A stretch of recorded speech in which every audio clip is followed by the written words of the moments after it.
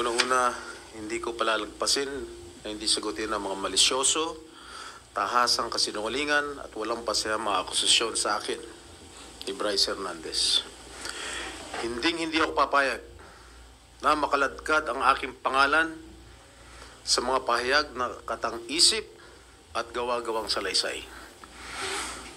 I have participated diligently and consistently in the Senate investigation because, like everyone, I want the truth to come out and weed out corruption in the government.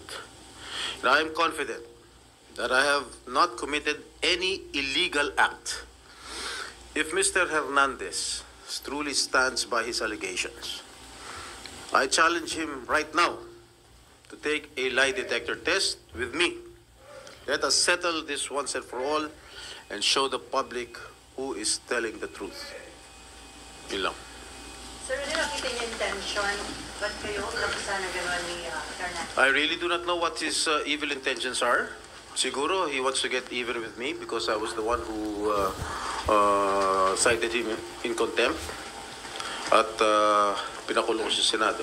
Sir, it's not true na nagpa-allocate kayo na about 335 Well, million? yung sa 330, kano raw?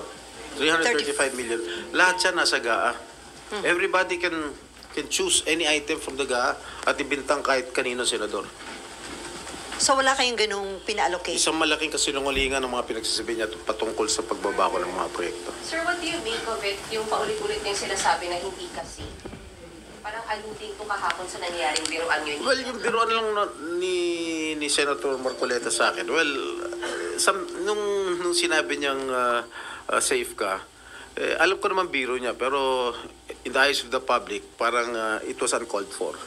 That's why I resented his statement. But sa House kayo, paulit-ulit sinasabi ni Bryce na hindi... Well, siguro kinuha lang niya yung kahapon yung pagbiro ni Senator Marcoleta sa akin. Sir, kanina, napanood niyo yung A little bit. Anong unang alam niyo, sir? Parang napamura kayo or what? No, naggalit talaga ako. Talaga napamura ako. Napakasinungaling nitong taon to. Because first of all, hindi ko siya kilala and I have never met that guy. Just common sense. Will you think I will be actively participating in this investigation na nandun siya, nakilala ko siya, nagbibigay siya ng pera sa akin? That's common sense. I should have abstained from that hearing, from this hearing. Malakas ang loob ko dahil I did not commit any illegal act. Pero claim niya dumaan kay, sa claim niya ay si District Engineer Alcantara ang nagsabi. Si District Engineer Alcantara, he even denied it. Dinenay niya yung kay Senator Joel, dinenay din niya yung sa akin. Oh. So, kinukonect ka makalala daw kayo nung Maynila pa? Sino? No. Hindi ko siya kilala. Sa Manila? Siguro I met him once, twice, but never an acquaintance. May picture kayo ni DPWH Engineer Alcantara, sir? Do you remember that, sir, when it was taken? I do not know. I cannot recall that event. Pero sa dami naman nagpapapicture sa akin. Hindi ko naman pwede tanggihan. Kung drug lord yun, gambling lord, malay ko naman kung drug lord yan o gambling lord. Hindi ko naman matatanggihan kung sino nagpapapicture sa akin. Remember, we are all public figures here. Sir, sasampahan niyo ba ng kaso si Yes, sasampahan ko ng kaso yan. Anong kaso? I have to talk to my lawyers. Will you confront him sa next hearing na If he's here, he's seeking refuge in the house already. Doesn't want to come back here. sa PNP Custodial Center na daw, sir? I do not know. Sabi ni SP Soto, nagkaroon ng agreement ni Speaker. I do not know. Well, if he's going to be invited or subpoenaed here, then I will confront him. Pero sir, totoo yun, sir, na meron kayo talagang pa-allocate na pondo sa Bulacan or wala? As I mentioned earlier, lahat yan, line item yan, nasa GAA. Anybody can choose those line items at bintang sa mga senador. Pero hindi kayo nag-recommend, sir, ng budget? No. Wala? No. Never? No. So, ni-check niyo na, sir, yung GAA na wala kayo doon na? Yes, I think so. I told my staff to check on it. Pero sir, saan siya papunta? Yung I really do not know kung anong intention nitong si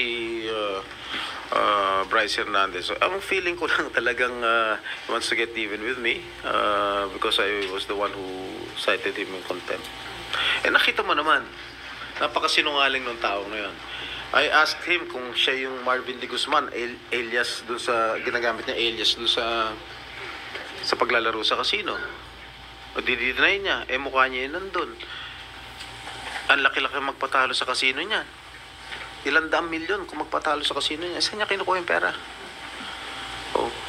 Kaya ako naniniwala ako, kahit siguro may ghost project itong Sims Construction, naniniwala ako na totoo lahat ng sinasabi nito eh. Na nagbibigay siya ng limpak-limpak na salapi doon sa DPWH kay Bryce Hernandez eh. Yung mga picture na sir ng pera na. Imagine. Ano yung initiative lang yun ni Bryce? So, may 1,000 ko niya na nagkita ka. Well, I do not have any idea. Sir, sorry, yung 355 million, it's in Dagaa. You allocated to where, sir? Bulacan? Bulacan niya, nakalagay dyan. 2025 na. Basta po siya, na-item sa Dagaa. Sir, kayo po nagpasok nun, nung item na yun, sir? Ano? Anybody pwede naman choose kung pwedeng ibintang sa mga congressman, mga senador. Lahat yan nandyan. Nasa GAA lahat yan. Kaya nasa kung pwede ibintang kahit kanino, basta definitely hindi kayo ang ganyan. I don't know. No, it's not me. Wala kayo natanda nagpa-allocate na din. I don't know. Sa dami ng mga mayors, mga governors, mga konsehal na humihingi sa akin ng mga project, lahat pinaubaya ko na lang. Binibigay ko na lang sa mga staff ko para sila nang magbigay sa mga mayors. Pero ano lang yung take mo na kung gantihan yung nangyayari, matapos pangalanan yung mga congressmen kahapon. Sige po mga senador sa kabilang part. Well, your guess is as good as mine. Which is, Baka nagagantihan na lang. Sir, do you think okay pang magpatuloy yung mga hearings sa Congress, saka dito, o dapat sa independent na lang para walang I do not know what, as far as I'm concerned, the investigations that we are doing here in the Senate is in aid of legislation. Pero magpa-participate pa kayo, sir, ngayong pinalitan natin yung Blue Ribbon Trail. Yes, of course. And welcome development, sir, na si Lacson na Oh, yes. Oh, si Senator Lacson naman is a very straightforward person. He's incorruptible. Sir, you be part of the minority na po. May minority leader na po ba kayo pag-usapan? Yes, si Senator Alan. napag-meeting na. So, So, walang intention na lumipat sa majority, sir. Not as of this moment. Sir, sino-sino kayo sa minority? Siyam. All sir, yung lahat ng bumoto kay Senator Soto? Lahat yung mga hindi bumoto. Sino, sir? Ako, Senator Bongo, De La Rosa, Padilla, Marcos, Escudero, Villanueva, Marcoleta, and Alan Peter. Tapos, sir, siya, minority leader. Si Senator Alan, yeah. Sino deputy minority? I think si Senator Marcoleta. Sir, ano po yung committee na ina-offer mo sa minority? Oh, wala pang in-offer. Sir, daw, Committee on National Defense, ibibigay na kay Senator Bongo. Hindi ko alam. Maybe. That's the, yan ang prerogative ng majority. Wala kang hihingi na committee. Wala ko. Siyempre, I've been with the minority since I entered the Senate in 2004. I was a member of the minority then. Si Senator Nene Pimentel pa ang aming minority floor leader. Siyempre, lahat yung mga leftovers ng majority binibigay sa minority. Ganun talaga. Bagong minority bloc, parang mag-describe, hindi naman magiging obstructionist. No. We will cooperate. We will cooperate with the majority. Sen, na lumanda din sa hearing. Sen, lumanda din po sa hearing na sa House na may convo po si Vice Fernandez with a certain Beng Ramos. Okay. Yung convo po is about nyo dun sa kukunin na yung pera. For the record, meron po ba kayong staff? I do not have any staff named Peng Ramos since I entered the Senate. Okay? That's for sure. She's a staff of the Blue Ribbon Committee. Beng Ramos. Staff siya sa Blue Ribbon Committee. She was never my staff in my office. And I never authorized her at kahit sino man. So, pwedeng ginamit lang. Ginamit lang siguro. I don't know what her intention was. You can check my records in the Senate. Since 2004, when I first entered the Senate, up to the present, wala akong Beng Ramos na empleyado. Close to you, sir. She's not close to me. Sir, sino? Wait. Oh, I must admit, naging girlfriend siya ng isang staff ko. Tapos. No. Sir, sino yung BRT chair? Blue Ribbon? Plantilla siya sa... Plantilla sa Blue Ribbon. Hanggang ngayon, Yes. sa Blue Ribbon. Yes. Sa Blue Ribbon. Oo. Hindi ko siya tatanungin, pagpapaliwanagan yun. Paano case? Gusto ko nga, recommend ako ng tanggalin siya dito eh. So, pwede nag-grab yung Hmm. o possible na siyang may transaction. Nakausap niya na siya doon. No. Wala kayong plano, sir, na kausapin siya? O Ba't ko siya kakausapin? Pero hindi pwede report sa Senate leadership. Siguro I will write a letter to SP Soto. She claims that she's my staff? Did she claim that she was my staff? Si Bryce. Oh, kita mo sinungaling ang hayop na yan. Saan ang proof niya na staff ko yung Beng Ramos? Nuno ng kasinungaling yung hayop na yan. Pero sir, itong si Bryce, kakilala mo na siya ever? I never met that guy. Hindi ko kilala yan. I never met him. Alcantara, sir, Henry Alcantara. Si Henry Alcantara, according to him, he was the deputy engineer sa Manila.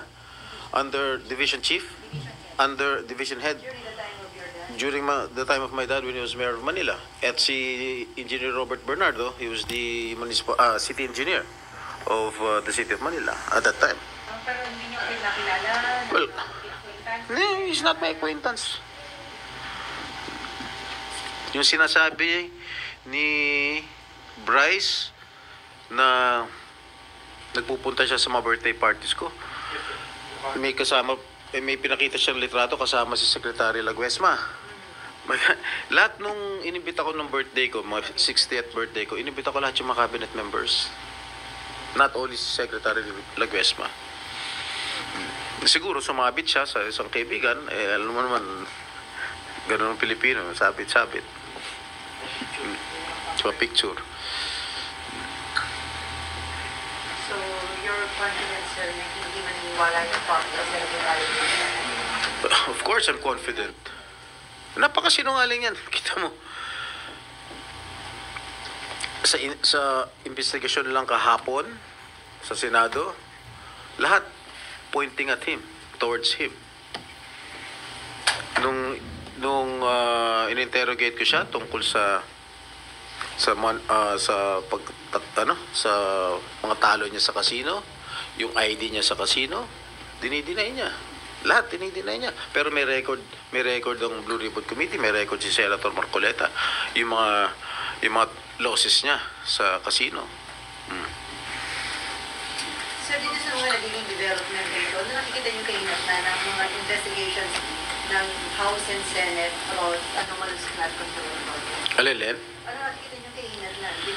Well, sana may makulong talaga. Ako, I really want to ferret out the truth. That's why I am diligently attending the Senate hearings in the Blue Ribbon Committee. Gusto ko talaga malaman ang buong katotohanan at sino talagang main culprit. Sino talagang ang demonyong nagpasimuno nito. Hindi ka magpe-privilege speech mamaya about him? Maybe tomorrow kasi magpi-privilege speech si Senator Ping And San Joel. and si San Joel. Maybe kasi dalawa na. Maybe tomorrow. Sir, nagkausap mo kay Senator Joel about this? Kasi medyo pareho kayong kapangalanan ng Bryce. Hindi pa kami nagkakausap.